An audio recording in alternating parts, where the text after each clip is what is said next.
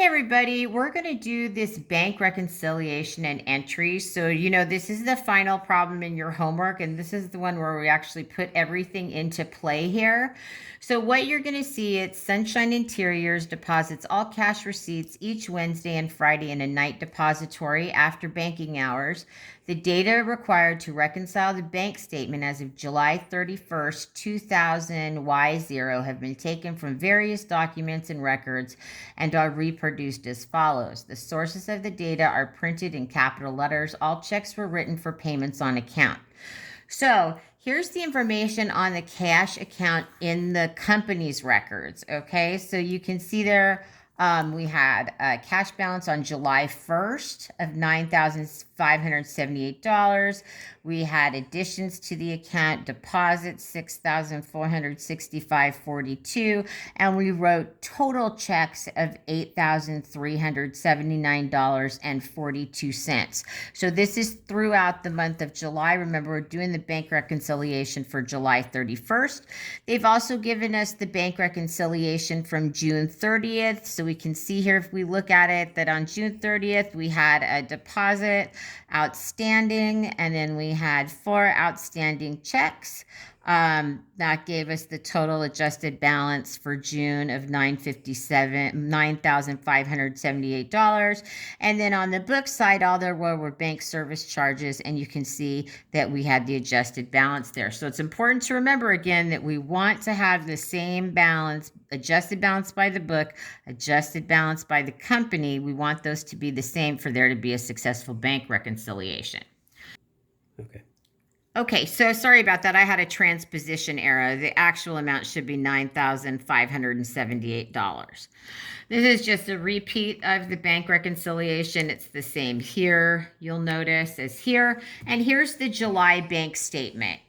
So there's several steps we have to go through before we actually prepare the bank reconciliation. And the first thing to do is we need to see which items that were deposited or checks written by the bank have by the company have been processed by the bank.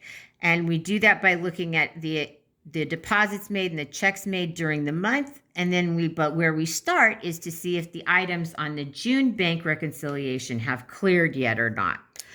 So you go back and forth. So again, if you're looking here on the bank reconciliation on June 30th, there was a deposit in transit not recorded by the bank for $780.80. So we see that here. And then if you look on, here's the bank statement for the company's bank. You can see here that a deposit was recorded in the same amount on the 1st. So I like to highlight things to show when we found them and they're correct on the statement.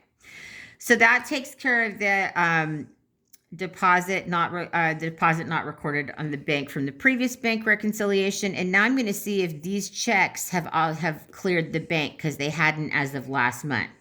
So here's where all the checks and other debits are. The first check that we show here was check 580. So we see 580 there.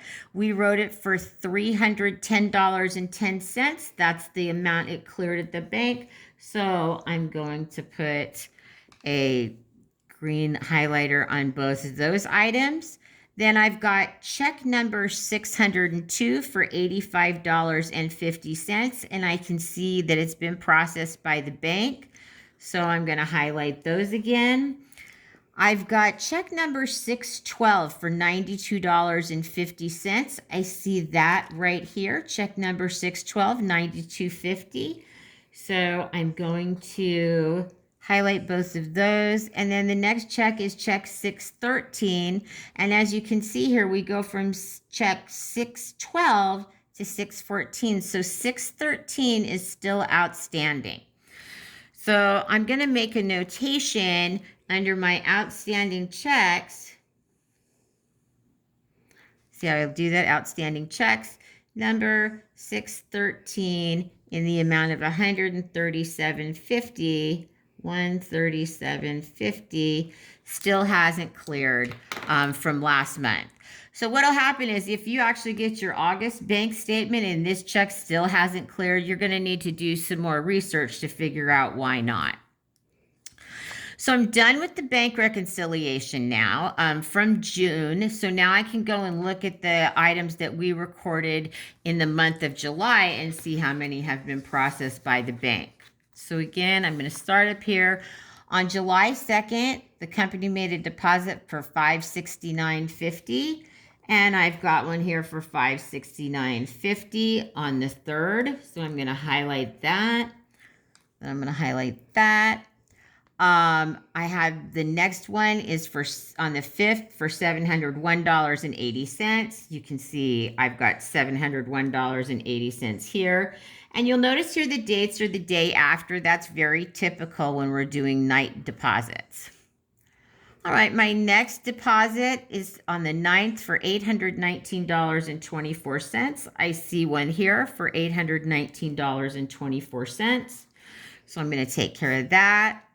I've got one for $580.70, so I'm going to take care of that.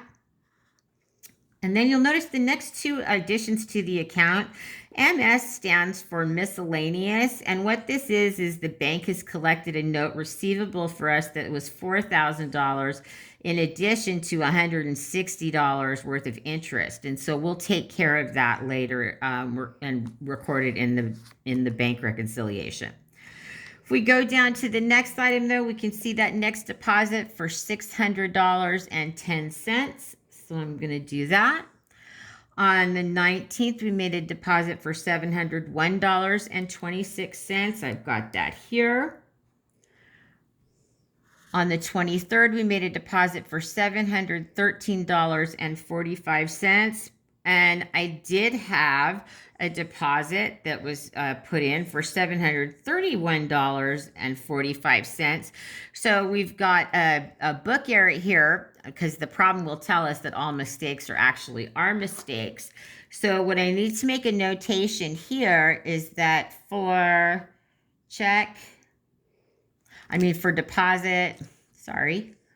deposit on 7/23 should have been for 7/31/45 instead of 7/13/45. So we'll have to take care of that when we do our actual bank reconciliation. So we've got that. And then there's one final deposit here for $601.50. I've got that one here. So now that's all my deposits that I've taken track on. And I have this one deposit here on this 31st that is an outstanding deposit. And I'm going to have pause for